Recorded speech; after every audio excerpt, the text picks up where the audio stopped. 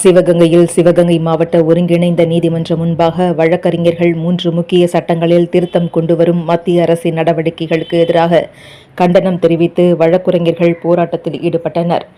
சிவகங்கை வழக்குரைஞர்கள் சங்கத்தின் சார்பில் இந்திய தண்டனை சட்டம், இந்திய குற்றவியல் நடைமுறை சட்டம், இந்திய சாட்சிய சட்டம் ஆகிய முப்பெரும் சட்டங்களின் பிரிவுகளை முழுமையாக மாற்றி புதிய சட்டங்களாக தாக்கல் செய்துள்ளவற்றை முழுமையாக திரும்பப் பெற வேண்டும், மத்திய அரசின் இந்த நடவடிக்கையை எதிர்த்தும் சட்டங்களை திரும்பப் பெற வலியுறுத்தியும் இன்று சிவகங்கை வழக்கறிஞர்கள் ஒருங்கிணைந்த நீதிமன்ற வாயில் முன்பு கவன ஈர்ப்பு கோரிக்கை முழக்க ஆர்ப்பாட்டம் நடத்தினர்.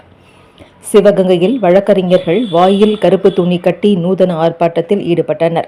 சமஸ்கிருதத்தில் பெயர் மாற்றியும் மசோதாவில் பல்வேறு ஷரத்துக்களை புதிதாக திணித்து இந்திய அரசியலமைப்பு சட்டத்திற்கு எதிராக ஒன்றிய அரசின் நடவடிக்கைகளை திரும்பப் பெற வேண்டும் என வலியுறுத்தி வழக்கறிஞர்கள் ஆர்ப்பாட்டத்தில் ஈடுபட்டனர். இதில் ஏராளமான வழக்கறிஞர்கள் பங்கேற்றனர்.